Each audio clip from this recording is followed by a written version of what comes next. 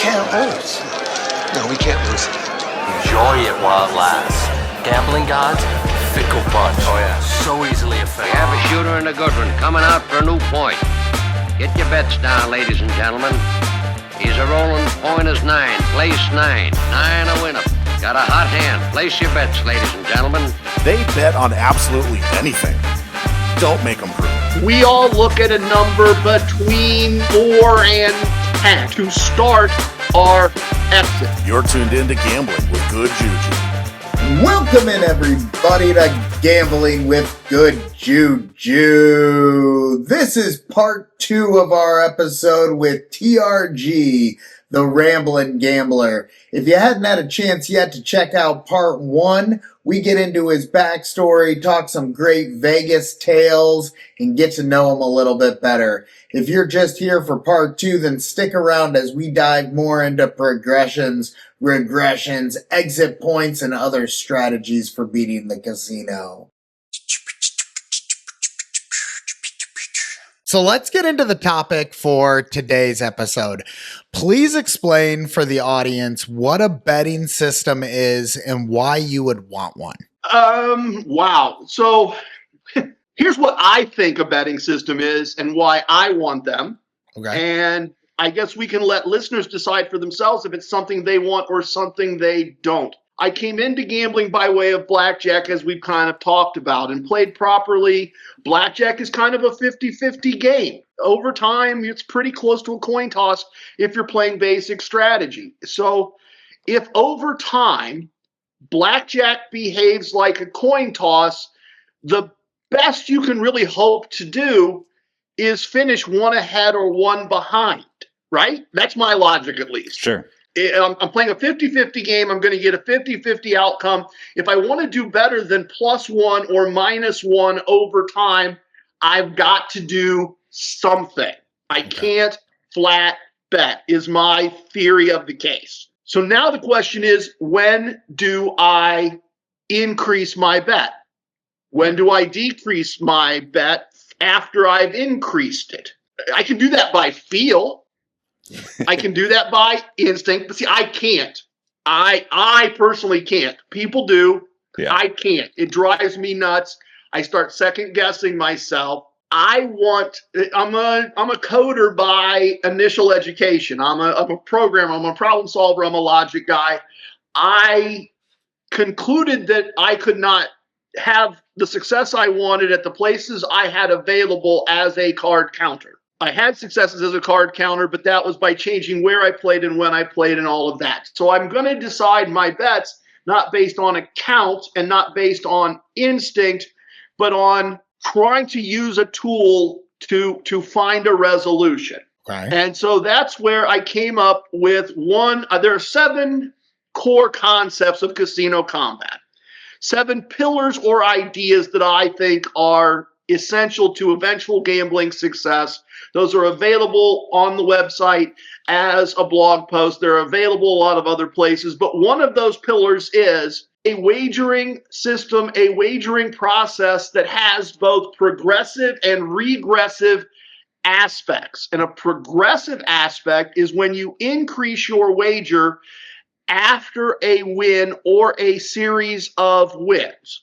Okay. And a regressive wager is one that goes up after a loss or a series of losses. The next pillar, the next idea, is that you need a bankroll of money that is larger than needed for the strategy you've laid out. And then you need discipline. The discipline to win a small set amount of money and start leaving, or lose a set small amount and leave. Okay. And I do draw a distinction there between, on the winning side, on the success side, starting to leave, versus on the losing side, leaving. I like to have strategies available that continue to see if a win will continue. And as a group, as a squad, we've developed a couple of those. And then I want to also say that leaving looks different based on skill and experience. If someone is just starting to use a wagering system, one of my wagering systems, if someone is just starting to try to explore gambling this way, I want them to physically get up from the table, step away, record their results, stay away for at least 15 minutes. Let their dopamine levels go down. Get a root beer at the bar, look at the Buddha statue, look at the fountain, walk to a different property if that's an option. More experienced players use, I guess you might call them soft exits. Okay. I hit my positive number. I did well. I'm going to tell them to mark my spot. I'll be back at the end of the shoe. I'm going to step away. I'm going to record my results. And then I'm going to come back into the game. Or maybe that's a trip to the restroom, or maybe that's a trip to the bar, or maybe that's just sitting and hanging out and talking because there's only a few hands left. But for a more experienced player, that functions as a reasonable exit. That functions as a reasonable stop, record.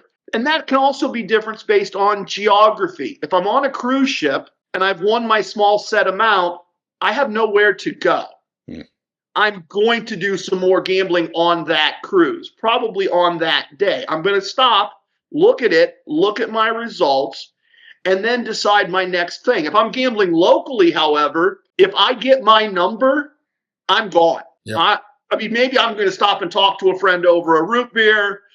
Maybe I'm going to stop and but I'm done. I've got my money for the day.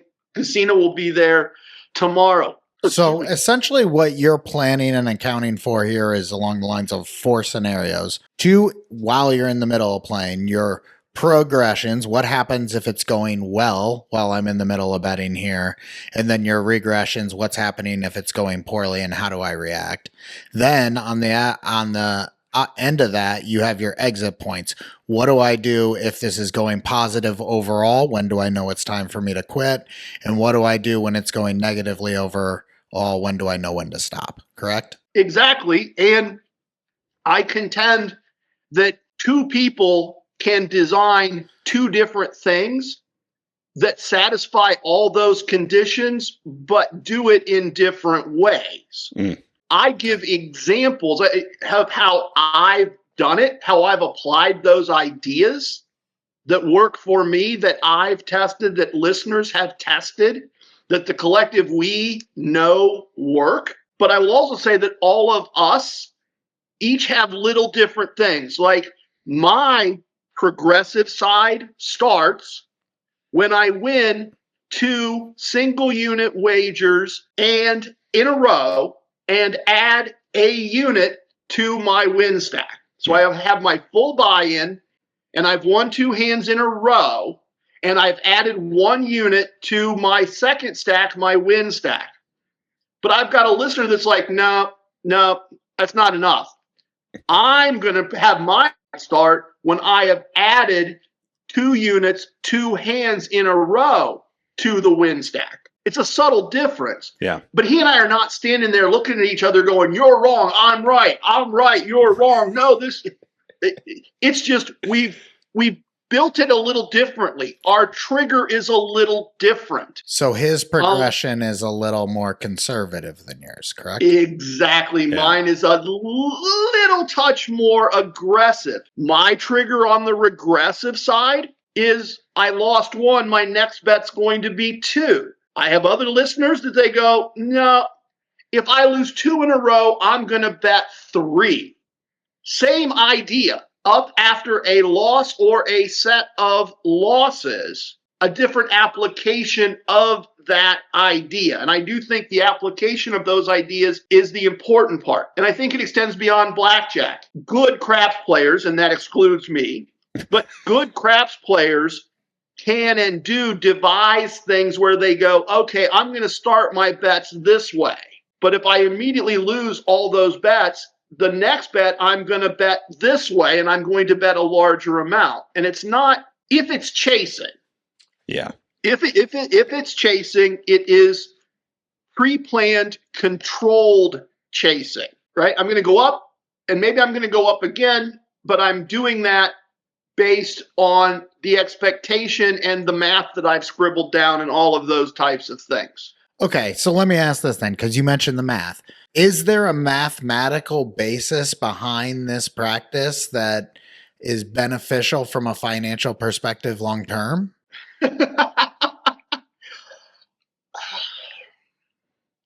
Yes, no. Small sample size, Yeah. right? Small samples. I'm not sure what the right size sample size is. I don't know that I'm capable of doing the math to prove it. However, I can say that I have been playing this way for, call it 7 or 8 years. It's probably more than that. Yeah. And I have been profitable each of those years with all data recorded as accurately as someone drinking in a casino can record the data. Right. I'm down to how many times did I tip the waitress $1 for a bottle of water. Yeah. Okay. Yeah. And then I can say, I can easily connect you with one of the first people to earn a PhD in Casino Combat, East Coast Emissary. And he can tell you his way of doing the techniques I described, and he can tell you he wins. And I can connect you with Questing Scholar PhD, and he plays this way and he wins. And I can connect you with Midnight Diver, and he plays this way and he wins. Yeah. And they all keep records, and they all have slight variances. They're not exactly, they don't do exactly the things exactly the way I do them, but they have all those components I talked about. Their triggers be slightly different.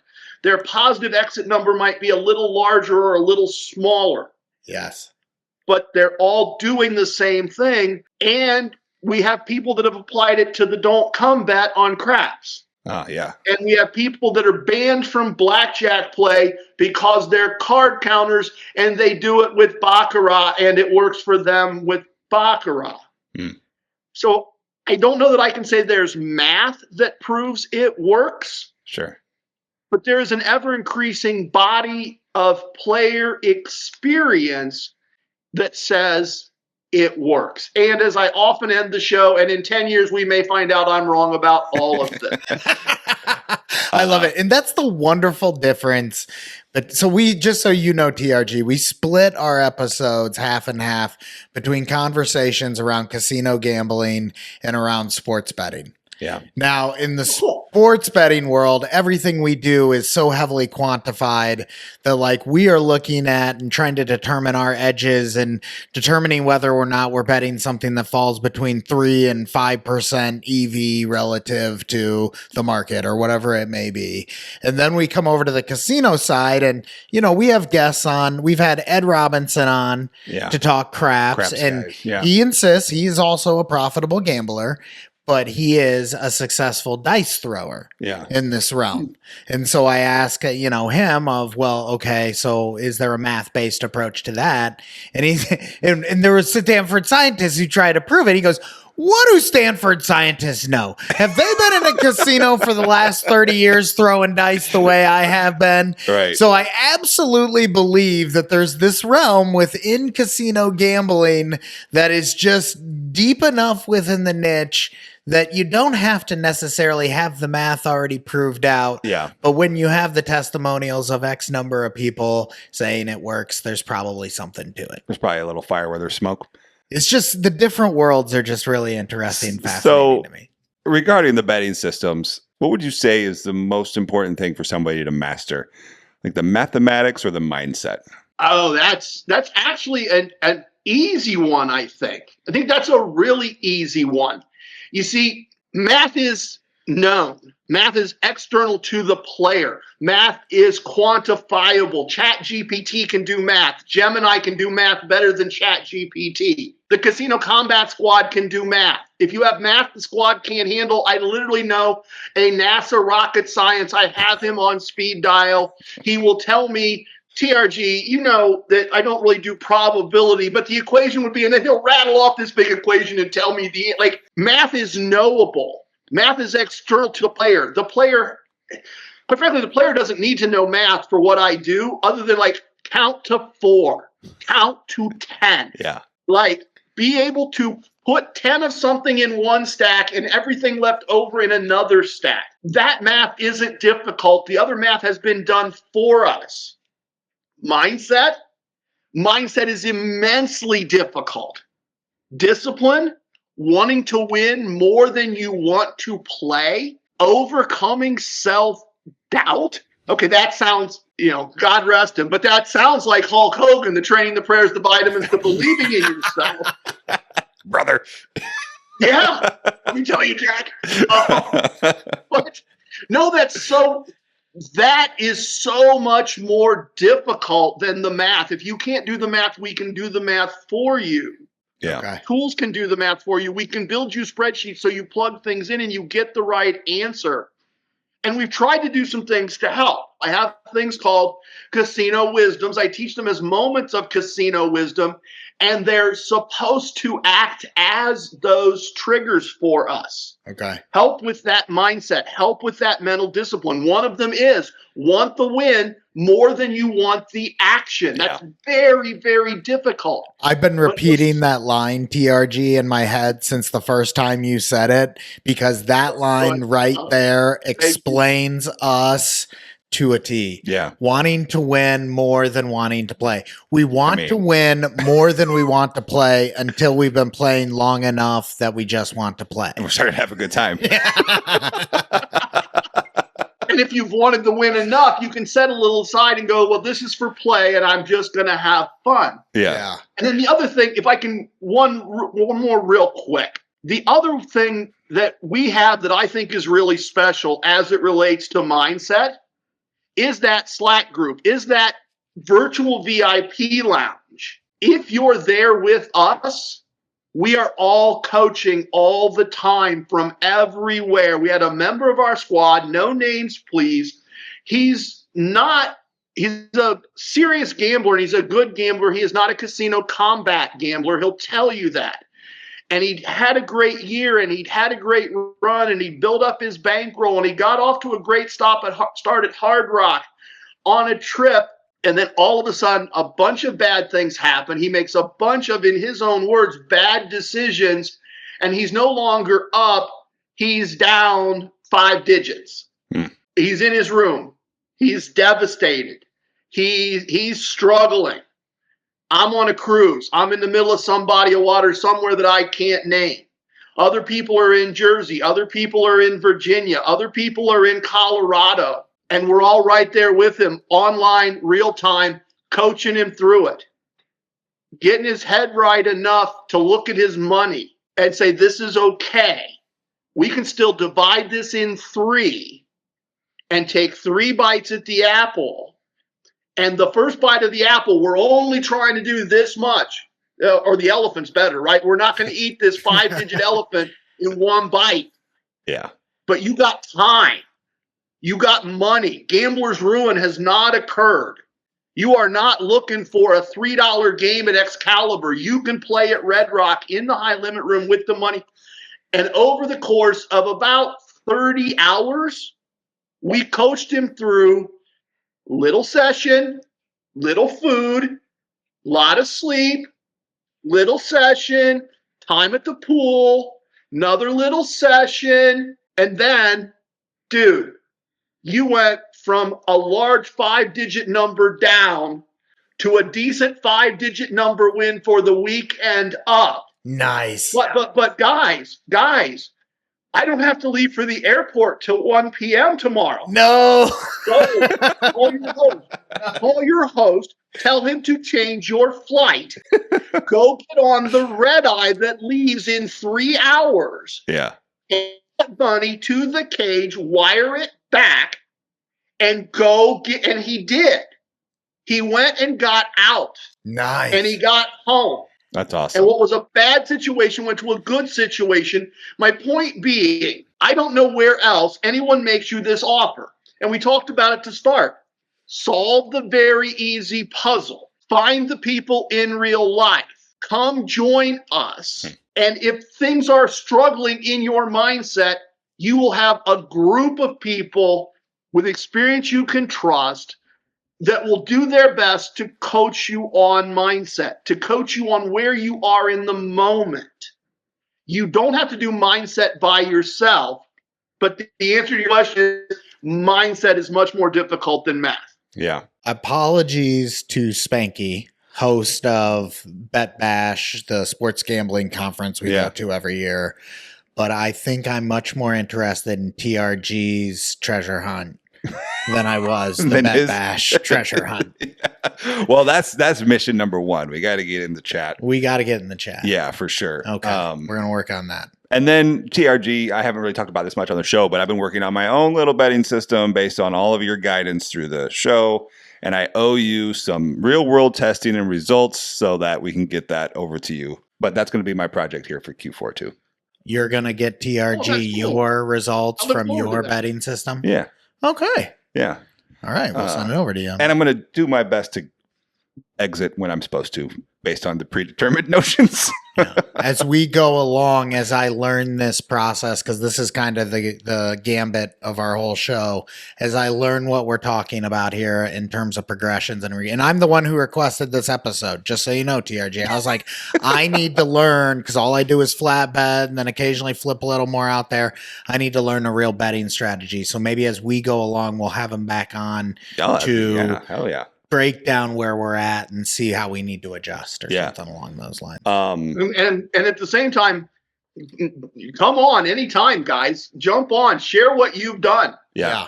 Talk about your journey and your experience. I'm happy to have you on the show anytime. Will do. I'm on my way to starting this journey. I believe in it as of now. Let's talk about this, because you've mentioned the exit points as an important key to any betting system. How do you determine when you go to a table what your positive and your negative exit points are going to be for that session? I never do. I never, ever do. I want to make every single decision, ideally in my hotel room or at my kitchen table. At worst, I want to make those choices in the parking lot or parking garage. Okay. I am not making a decision like that. I want to make no decisions at the table in the moment. I want those all to be predetermined, what I'm going to do and when I'm going to do it. But I can tell you this in answer to your question. Okay. I believe in the rule of 1 and infinity. And that says that it is very, very easy to win 1 unit. In fact, I did a multi-year study. I recorded whether I won money or lost money at the table. I recorded, was there a moment where I was up 1 unit? And the answer is that more than 95% of the time, I had an opportunity to leave plus 1 unit. Winning 1 unit is easy. Winning infinite units is impossible. The closer your positive exit is to 1, the higher the chance that you are going to be successful. That's our positive. That's how I figure my positive number, right? Through a lot of anecdotal, small data size testing. We all look at a number between 4 and 10 to start our exit. A positive outcome of 4 to 10 units. Okay. And then we start our exit. That is doable. And the closer you are to 4, the closer it is to doable. When you sit down at a table, how many units are you aiming to sit down with for relative to like the table minimum or the table that you want to make? Relative to that exit point. Yeah. So let's do this beginner, not PhD. Yeah. Okay. I tell beginners with blackjack to walk into the casino with 3 buy-ins. Each buy-in should be 10 units. Your negative exit is when you have lost 8 of those 10 units, regardless of what you have set aside with the win. So we maintain 2 stacks. I believe in a 2-stack system all the time. The buy-in is the play stack.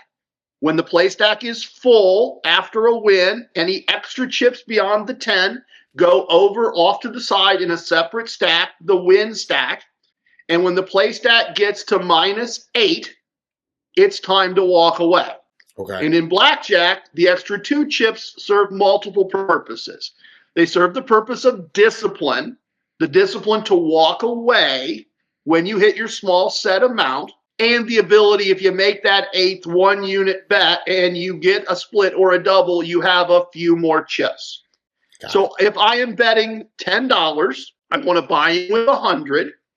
and I want to walk into the casino with 300. Yeah. That's my, if you're a beginner, structure, and you ideally want to start with at least the ability to do that 3 times.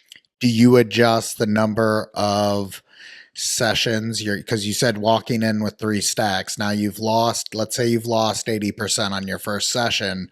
Are you going to buy in again at that casino for a second session with the second 100? Or are you done with your day if this first session goes poorly? Once again, I think that's an excellent question. And I think that's a question that I would decide kitchen table, parking garage.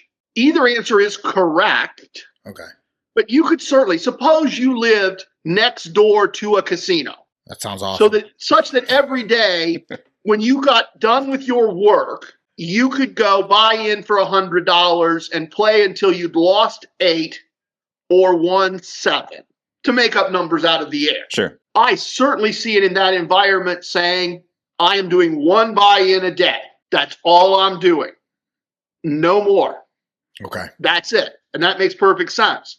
Now, suppose on the other hand that I have to drive 2 hours to the casino. Right. I'm always going to have a room comp available. I am taking my 3 buy-ins, and I am prepared to put all 3 of my buy-ins on the table. Probably 1 before dinner, 1 after dinner, and if things go horribly awry, 1 more with a nightcap.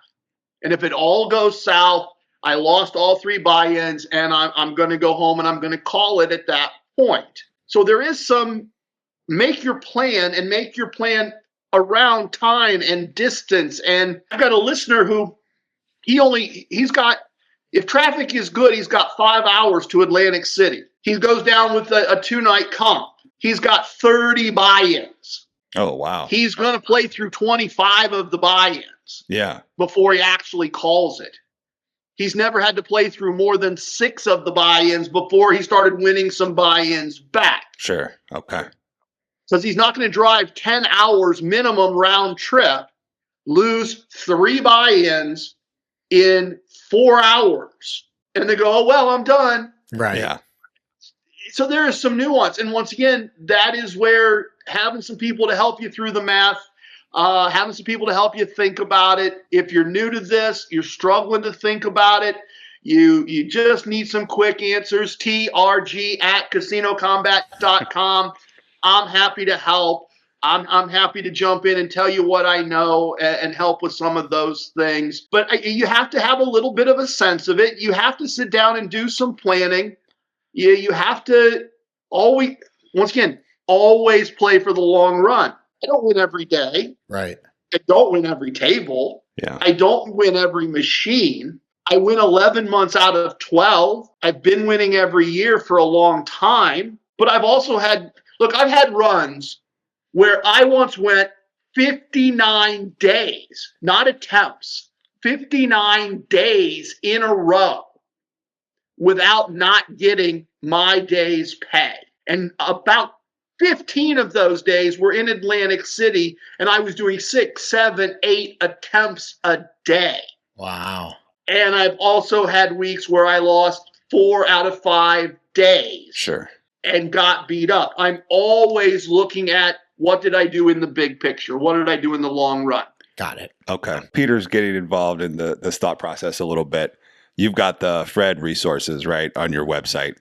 Where should we start Peter on Fred for starting to get a little bit better of idea of how he can learn the betting progressions, etc.? Great question. So Fred started out as just this little snippet of code that would watch my email, and if people asked with certain code words, a PDF would go out. Yeah. Okay. It stood for free resource email distributor, something like that.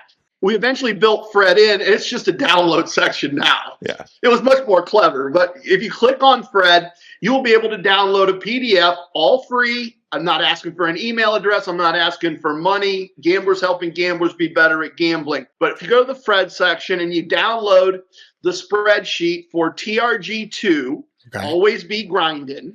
Always. Be And grinding. then the better one, I think, TRG4, win more, keep more. Okay. Those are 2 flow charts.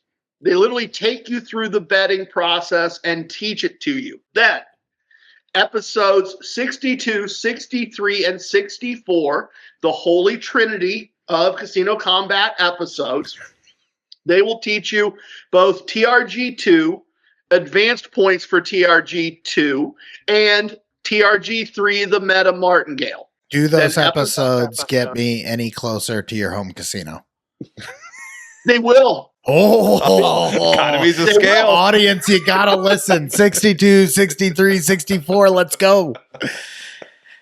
And then TRG4 is episode 95. 95. Okay. The gambling gods forced me to invent TRG4. I had no plans. Now you've talked this whole time about this betting strategy with blackjack. Can we use it for craps? Can we use it for roulette? Is there any other aspect to this, or is this mostly for blackjack? God, I sound like a pompous ass. Any 50-50 wager. Okay. Pass, craps, pretty much a 50. So maybe say that a different way. Any wager less than about 2.5% house advantage. We got some guys doing it with up to 4% house advantage, but pass, don't pass, craps. Okay. One or the other, not switching back and forth, right? I'm only playing don't pass and play it. It works. It's slow. It's boring. Sip your beers. Watch the world go by. It works. Baccarat. If it's no commission bach, player or bank, pick one, play it. I got guys that I said, former card counters, played it, tested it. It works. Roulette, any of the even bets, red, black, even, odd, that all works. It's just, why would you do that at like 4% house advantage when you could do that on player, on Bach for like 1.5 whatever? I mean, it doesn't make sense, but it works. Pai Gow. Ooh. Pai Gow. We're talking Imperial Palace here. Learn the Wong set. Yeah. Right? Learn the Wong set. Not that tough. Pai Gow is great. There's all these pushes. You're getting all this ADT for playing this really slow game with lots of pushes. You never have doubles or splits to worry about. All you got to do is learn how to set the cards. Pai Gow works great. Any of those 50-50-ish, less than 2.5, and no more than 4% wagers. We've done it. We've tested it. It works. We are trying. Maybe you can help with this. We are trying to find a way to make sports bets 50-50. Okay. We haven't figured it out. Sounds like we got a little homework after we solved the puzzle. Well, we could add a little bit of juice to that conversation. Yeah, for sure. That's I like it. Right up our wheelhouse. Okay. All right. I'm in on all this. One more question while we're on this topic before we let you go. A couple more here, actually.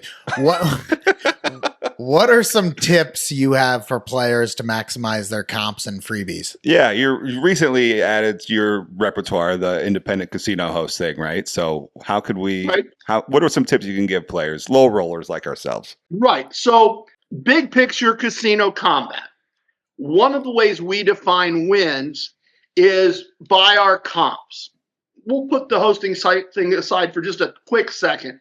I've always said, if I start the month and in my right hand I have $1,000 and in my left hand I have nothing, and I get to the end of 30 days of gambling and in my right hand I have $900 cash and in my left hand I have $200 in Amazon gift cards, I won. The value of the comps is part of your win if you do this correctly. And the key to maximizing your comps is your ADT, your average daily theoretical. What you bet, how often you bet, and the house advantage on the bet. You need to protect your ADT. You need to understand it. And I want to focus really quickly on the key number. What you bet. Now, on slot machines, it's what you spun. Yeah. Whatever you spun is what you bet. But with blackjack, craps, bot, the pit boss estimates what you bet. And you can work the pit boss in a variety of ways. And I'm not shady ways. Just You can negotiate that. Everything in the casino is negotiable. You can say to the pit boss, hey, what do you have me in at? And they go, oh, hey, I got you in at $18 a hand. And you go, well, but I've been as high as 45. And the dealer goes, yeah. And all of a sudden, your average wager is 55. Well, if you didn't ask, you don't get. Yeah. And your ADT calculation starts with 18. Start your ADT calculation with 45. Completely different comps, completely different numbers, completely different benefits. So understand ADT, understand how you can work ADT, because after the fact, it's done. It does no good to go back the next day and go, how did I only get this many tier points? Yeah. Well, you were only playing $18 a hand. No, not too late. Yeah. But at the table, in the moment, you can work that. We have listeners that routinely convince pit bosses to rate them much higher. Our betting strategies encourage pit bosses to see what is really happening. Now, low rollers, this works, right? Green chip players, this works. If you're throwing black and purple chips, if you're throwing orange chips, they're watching you like a hawk. The eye in the sky is fixing it after the fact. Yeah. If you take 2 hands off to go to the bathroom, they're walking you from the table. But at lower levels, at lower dollar amounts, you can influence. Talk about dice influence, pit boss influence. Dude, that's such a great point. We need to get on Beaker about this, right? Like, because Beaker, Shout out Beaker. he's a pit boss down at our local shop. He's called Beaker, and I could just sit down there, play some $10 hands for a little while, throw out a little quarter, and then be like, Beaker. I got a quarter on here. I want my rate adjusted. Green's in play for Mr. Breezy. Yeah. Baker, let's go. But we don't ever do that. And we're super friendly, obviously. And we're super friendly with the pit bosses at our local shop and everything. And I'm sure that if we were just like, we've been betting here, we progress.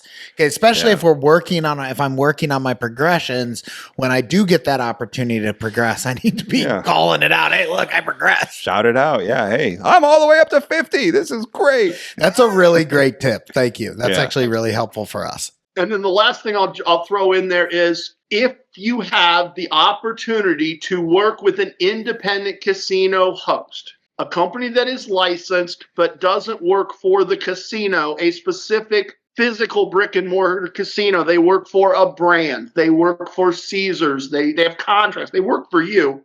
They have contracts with Caesars, they have contacts with Penn Gaming or cruise lines. They know things you don't know. They'll get a notice. Hey, we here at Royal Caribbean are really having trouble booking these 5 cruises out of Miami. We're lowering the ADT by 2/3. Do you have any players? Right? They know those things. They also know how to get you. Not that they know, they have the conversations. They have the ability to say, hey, I've got this player coming in and they're this kind of player and we'd like to do this for him. And they're talking to another host. So if you get a chance to look for the opportunity to work with an independent casino hosting company that can host you across multiple properties, across multiple brands, that's interested in you as a player.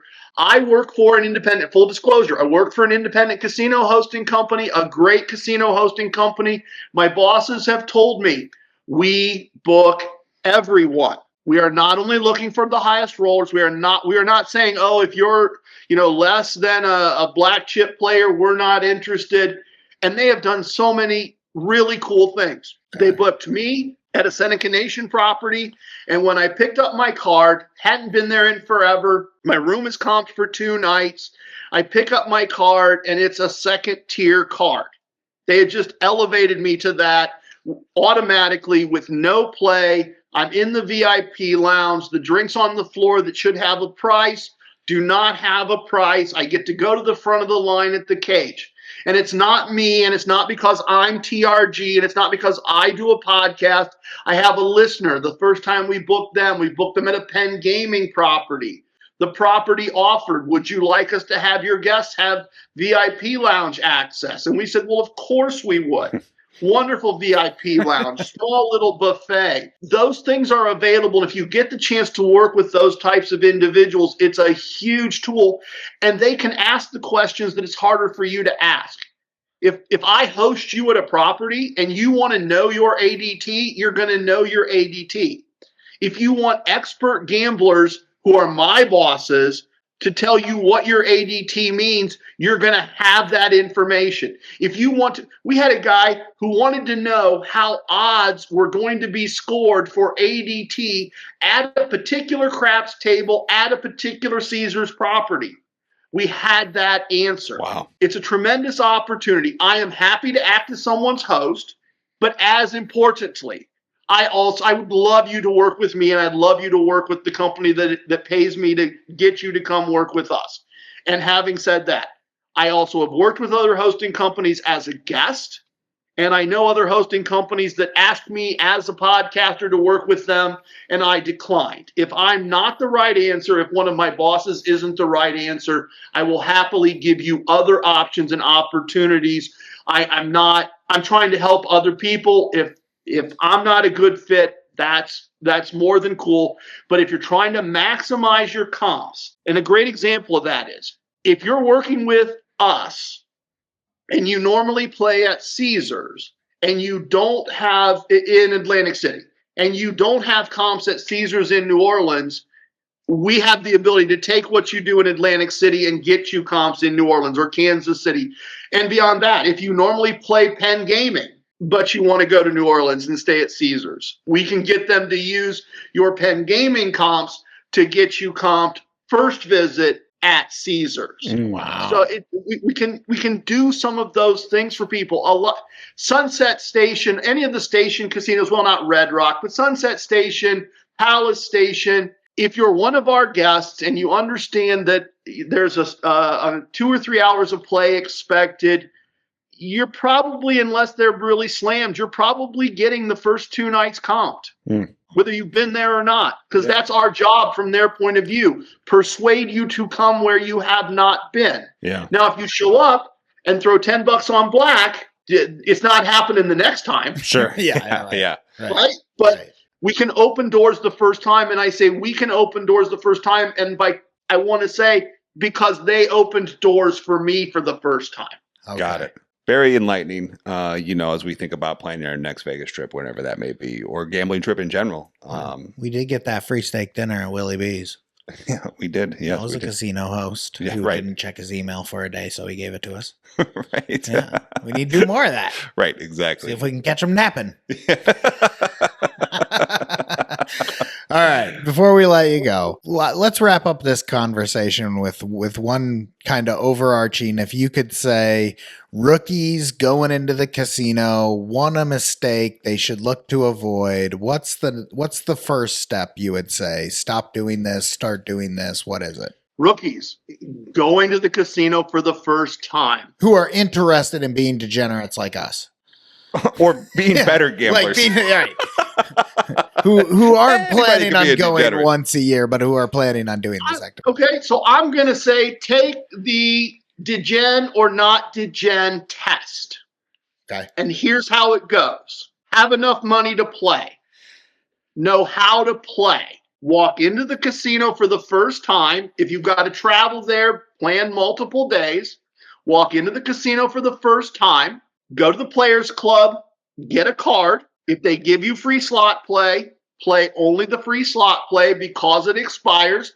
In the Fred section, Casino Kombat Slot Tactics will teach you how to successfully play your free slot play for a profit. So they give you free slot play your free slot play, go to the bar, have a diet soda, have a beer if you're so inclined, have 2 if you're so inclined, and walk out. Okay. That's the first test. Okay. That's the Padawan test. That's a great test. Now we need to apply that test. We have a buddy, Jolly St. Vic, who needs to learn to not lose his cool in the casino. He goes to the casino all the time. He doesn't have the free play test available to him. Yeah. As a born again responsible gambler, what should his first step be? Well, you guys didn't make this easy at the end, did you? Oh, man. I'm just wondering if you're got someone who's like, man, I'm always going to the casino and I'm always losing. And, it seems like I never get the hands the way I want. And it's not me, it's the cards, it's something else. What's the first thing you tell that person? Win 1 unit and leave. Oh, there you go. I like Win it. That is 95+% of the time. If you play TRG2 or TRG4 on any 50-50 wager, go to a craps table with 10 units. Play TRG4, win more, keep more on the don't pass line. And when you are +1 unit, which will happen 95% or more of the time, prove you can walk out a winner. That's great.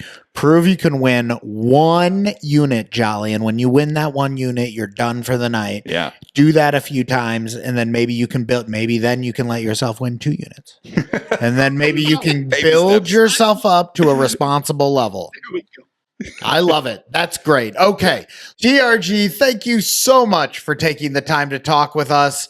Folks, check out his podcast, Our Casino Kombat Podcast, wherever you podcast. To learn more about TRG and get more resources, head on over to casinokombat.com. Again, combat with a K. Yeah. To get access to all kinds of great information. And if you're really heady, then start listening to his podcast and see if you can figure out where is it your home casino today or your home casino at another point? I have not changed my home casino since we started the contest. Okay, so it's the same home casino. That's going to do it for us this week. Good juju to your bets, everyone, and we'll talk again soon.